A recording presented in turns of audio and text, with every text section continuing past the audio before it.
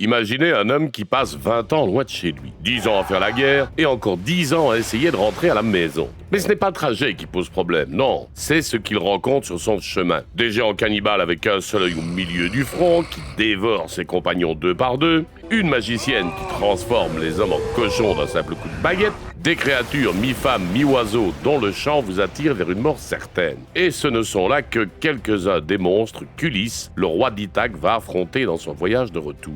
Restez jusqu'à la fin parce que l'une de ces créatures va littéralement déclencher la malédiction qui va transformer son voyage de quelques semaines en une odyssée de 10 ans infernale. Et spoiler, c'est entièrement de sa faute. Alors remettons les choses dans leur contexte. Nous sommes aux alentours de l'an 1200 avant notre ère, dans ce qu'on appelle l'âge de bronze. La guerre de Troie vient de se terminer. Vous savez, cette guerre qui a duré 10 ans à cause d'Hélène, la femme la plus belle du monde, enlevée par le prince troyen Paris. Ulysse, roi de la petite île d'Ithaque, a joué un rôle majeur dans cette victoire grecque. C'est lui qui a eu l'idée du cheval de Troie, cette ruse absolument géniale qui consiste à offrir un énorme cheval en bois aux Troyens en prétendant que c'est un cadeau de paix, alors qu'en réalité, il est rempli de soldats grecs. Les Troyens, confiants, font entrer le cheval dans leur cité. La nuit venue, les soldats sortent, ouvrent les portes et c'est le massacre. Troie tombe, la guerre est finie. Maintenant, Ulysse veut juste une chose, rentrer chez lui, retrouver sa femme Pénélope et son fils Télémaque qu'il n'a plus vu depuis son tout jeune âge. Le trajet normal, ça devrait prendre quelques semaines maximum. Mais voilà, Ulysse va commettre une erreur monumentale qui va lui coûter 10 années supplémentaires de voyage et la vie de tous ses compagnons. Spoiler alerte, ça implique un cyclope et beaucoup trop d'orgueil. Le premier véritable monstre que rencontre Ulysse, c'est Polyphème. Et attention, on ne parle pas d'un monstre ordinaire. Polyphème est un cyclope, fils de Poséidon, le dieu des mers. Pour ceux qui ne sont pas familiers avec les cyclopes, imaginez un géant absolument massif, haut comme une montagne, avec un seul œil rond au milieu du front. Le mot cyclope vient d'ailleurs du grec kyklos, qui signifie cercle, et obs, qui veut dire œil, littéralement œil rond. Dans la mythologie, il existe plusieurs générations de cyclopes.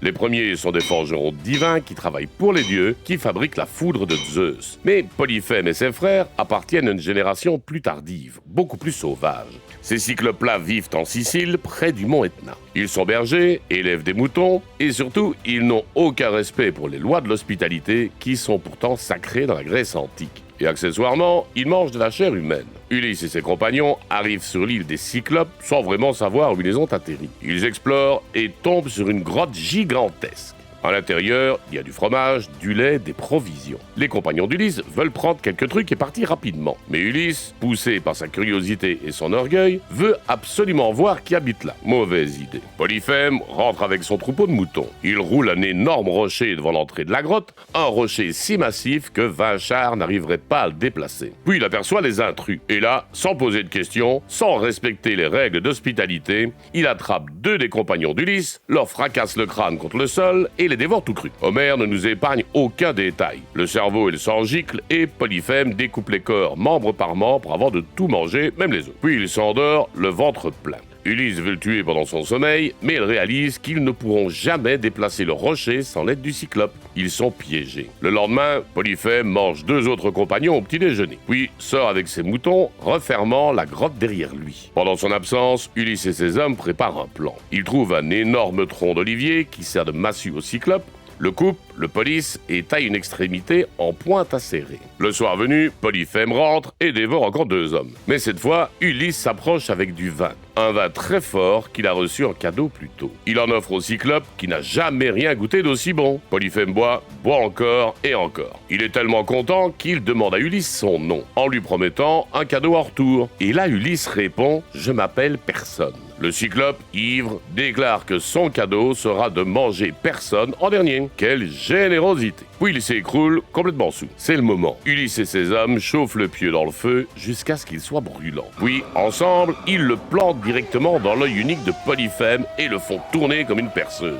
Le sang jaillit, l'air grésille, les paupières et les sourcils brûlent. Polyphème hurle de douleur, un cri si terrible qu'il réveille tous les autres cyclopes des environs. Ils se rassemblent devant la grotte et demandent « Polyphème, qui te fait du mal ?» Et le cyclope, aveuglé, répond « Personne, c'est personne qui me tue. » Les autres cyclopes pensent qu'il est devenu fou et s'en vont. Le lendemain matin, Polyphème, désormais aveugle, se positionne à l'entrée de la grotte et touche le dos de chaque mouton qui sort pour s'assurer qu'aucun homme ne s'échappe sur leur dos. Mais Ulysse a tout prévu. Il attache ses compagnons et lui-même sous le ventre des moutons. Polyphème touche leur dos, ne sent rien et les laisse sortir. Ulysse s'échappe en dernier, accroché sous le ventre du plus gros bélier, le préféré de Polyphème. Ils sont libres. Ils courent vers leur navire et prennent la mer. Mais là, Ulysse commet l'erreur qui va sceller son destin. Une fois assez loin du rivage, au lieu de partir en silence, il crie vers Polyphème pour se moquer de lui, puis, emporté par son orgueil, il révèle son véritable nom. Si quelqu'un te demande qui t'a aveuglé, dis-lui que c'est Ulysse, le dévastateur de Citadelle, fils de Laerte, habitant d'Ithaque.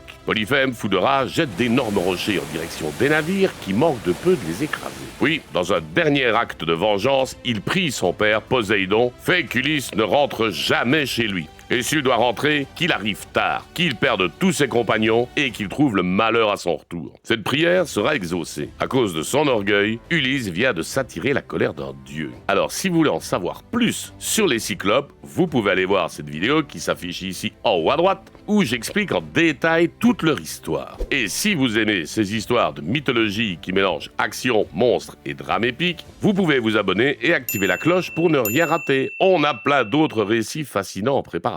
Après l'incident avec le Cyclope, Ulysse et son équipage continuent leur voyage, mais les ennuis ne font que commencer. Ils arrivent sur l'île d'Éa, où vit une des plus puissantes magiciennes de toute la mythologie grecque, Circé. Circé n'est pas une sorcière ordinaire, c'est une déesse à part entière. Phidélios, le soleil lui-même, et de Perséis, une nymphe océanide. Son nom vient du grec kirké, qui signifie faucon, oiseau de proie, ce qui est plutôt révélateur de sa nature de prédatrice. Homère la décrit comme experte en multiples drogues et poisons capables d'opérer des métamorphoses. En gros, elle connaît toutes les plantes, toutes les potions, et sait exactement comment transformer n'importe qui en n'importe quoi. Elle vit dans un immense palais au milieu d'une clairière, entourée d'animaux sauvages. Des loups, des lions, qui se comportent étrangement comme des animaux domestiques. En réalité, ce ne sont pas vraiment des animaux. Ce sont d'anciens hommes que Circé a transformés avec ses potions. Il garde son palais docile et enchanté. Quand Ulysse et ses compagnons arrivent, ils décident d'explorer l'île. Ulysse divise son équipage en deux groupes. Lui reste au navire et envoie Euryloque, son second, avec 22 hommes en reconnaissance. Ils entendent une belle voix qui chante dans le palais.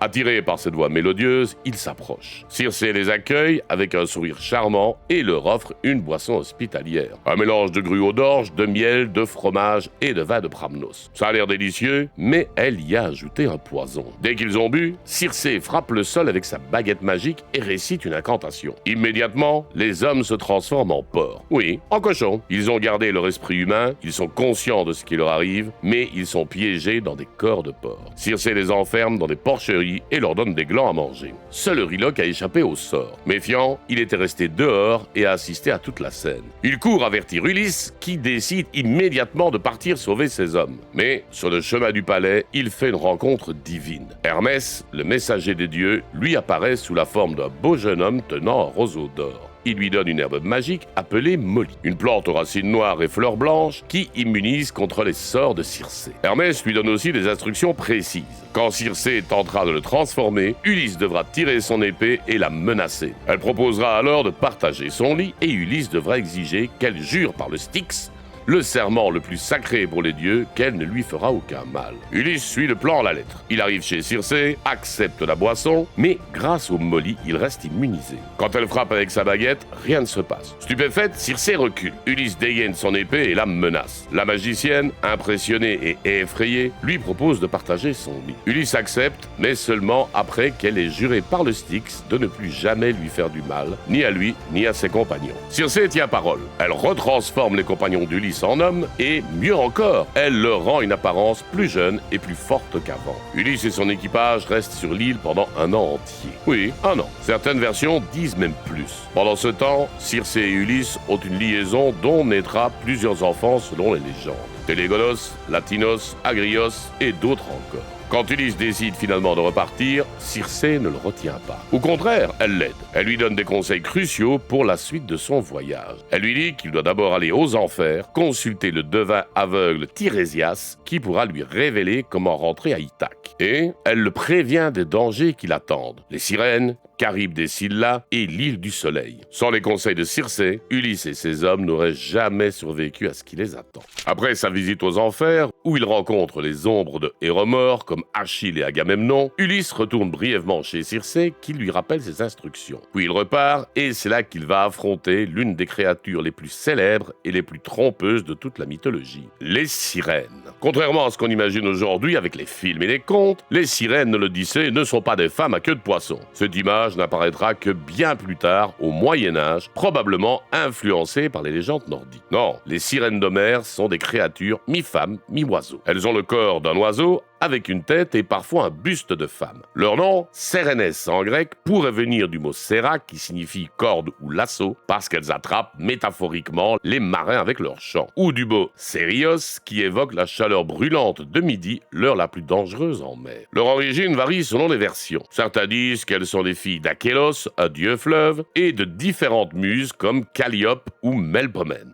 D'autres racontent qu'elles étaient à l'origine des femmes normales, les compagnes de Perséphone, et qu'elles ont été transformées en créatures ailées en punition pour avoir laissé Hadès enlever Perséphone sans intervenir. Une autre version dit qu'elles ont défié les muses dans un concours de chant et qu'elles ont perdu. Les muses, victorieuses, ont exigé une couronne faite de leurs plumes, les privant ainsi de leur capacité à voler. Selon Homère, il y aurait 2 sirènes, bien qu'une scolie grecque en mentionne 4 avec des noms qui révèlent leur pouvoir. Aglaophème signifie celle à la réputation brillante. Telxiépi, celle qui méduse par le chant épique. Pisinoé, celle qui persuade. Et Lygie, celle au cri perçant. D'autres traditions en comptent 3, chacune jouant d'un instrument différent. L'une de la lyre, l'autre de la flûte et la troisième chantant. Elles vivent sur une île rocheuse, assis dans une prairie fleurie qui semble paisible et belle. Mais quand on s'approche, on découvre la vérité. Tout autour d'elle, le rivage est jonché d'ossements humains et de chair desséchée. Ce sont les restes de tous les marins qui se sont laissés séduire par leur chant et qui sont morts, hypnotisés,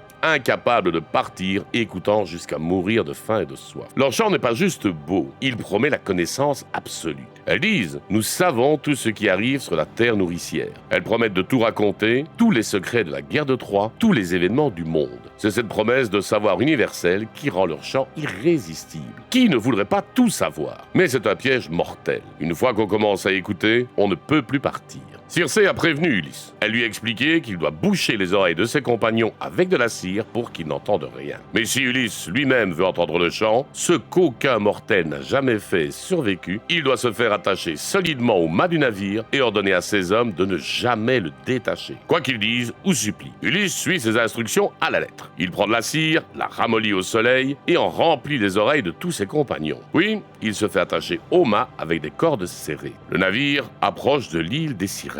Soudain, le vent tombe. Un calme étrange s'installe sur la mer, comme si un dieu endormait les flots. C'est le moment que choisissent les sirènes. Elles se mettent à chanter. Leur voix est claire, pure, envoûtante. Elles reconnaissent Ulysse et l'appellent directement. « Viens, illustre Ulysse, gloire des Achéens. Arrête ton navire pour écouter nos voix. Jamais aucun homme n'est passé sur son noir vaisseau sans écouter les chants de miel qui sortent de nos lèvres. Tous repartent charmés et plus savants. » Ulysse est fasciné. Il veut désespérément être libéré. Il ordonne à ses compagnons de le détacher, mais ils ne peuvent pas l'entendre. Il voit ses lèvres bouger, il voit son visage suppliant et, suivant les instructions, il resserre les cordes et rame encore plus vite. Ulysse se débat, crie, mais rien n'y fait. Le navire passe au large de l'île. Quand ils sont enfin assez loin et que le chant s'estompe, les compagnons retirent la cire de leurs oreilles et détachent Ulysse. Il est le seul mortel à avoir entendu le chant des sirènes et à avoir survécu. Selon certaines versions de la légende, les sirènes, humiliées d'avoir échoué, se jettent du haut de leur rocher dans la mer et meurent. Car un oracle avait prédit qu'elles périraient si un navire parvenait à leur échapper. Mais le voyage est loin d'être terminé. Juste après les sirènes, Ulysse doit affronter un choix impossible entre 2 monstres terrifiants, Charybde et Scylla. Charybde n'est pas vraiment une créature au sens traditionnel. C'est une sorte de gouffre marin, un tourbillon gigantesque qui aspire l'eau de mer 3 fois par jour et la recrache violemment. Tout ce qui passe à proximité est englouti.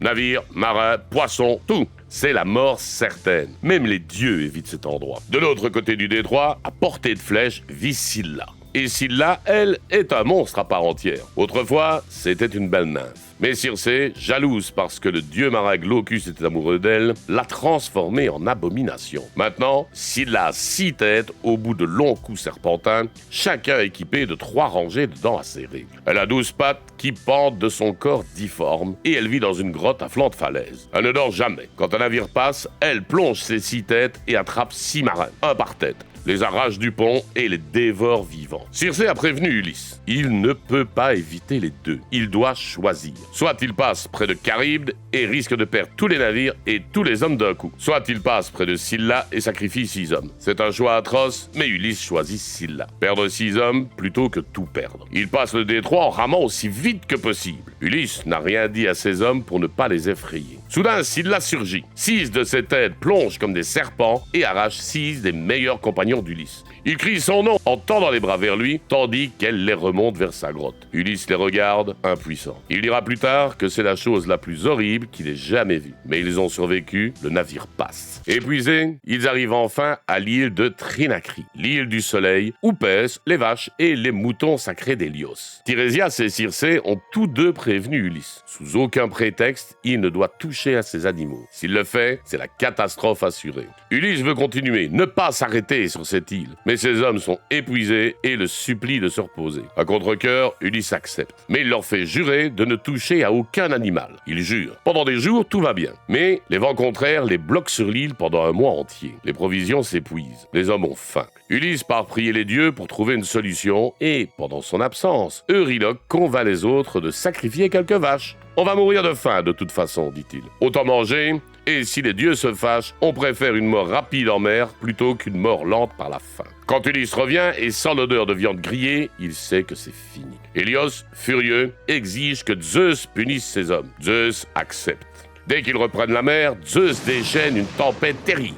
La foudre frappe le navire qui se brise en morceaux. Tous les compagnons d'Ulysse meurent noyés. Ulysse, seul, s'accroche à des débris et dérive pendant 9 jours avant d'échouer sur l'île de Calypso, une nymphe qui va le retenir pendant 7 ans. Finalement, après 10 ans d'errance, après avoir perdu tous ses compagnons, Ulysse rentre à Ithaque. Mais même là, les épreuves continuent. Son palais est envahi par des prétendants qui veulent épouser Pénélope et prendre son trône. Avec l'aide de son fils, Télémaque, Ulysse les massacre tous et retrouve enfin sa femme. L'Odyssée d'Ulysse est plus qu'un simple récit d'aventure. C'est l'histoire d'un homme qui affronte des monstres, des dieux et surtout ses propres défauts. Son orgueil face à Polyphème déclenche la malédiction qui ruine tout. Sa curiosité le pousse dans des dangers inutiles. Mais sa ruse, son intelligence et sa détermination le sauvent à chaque fois. Polyphème, le cyclope avec son œil unique et sa soif de chair humaine, Circé la magicienne, capable de transformer les hommes en bêtes d'un coup de baguette, les sirènes et leur chant qui promet la connaissance mais apporte la mort, Scylla et Charybde, le choix impossible entre 2 monstres. Tous ces personnages ne sont pas juste des obstacles. Ils représentent les tentations, les dangers et les choix difficiles que nous affrontons tous. Et la morale finale, parfois, l'orgueil coûte cher. Si Ulysse était resté humble, s'il n'avait pas révélé son nom à Polyphème, il serait rentré chez lui en quelques semaines. Au lieu de ça, son hubris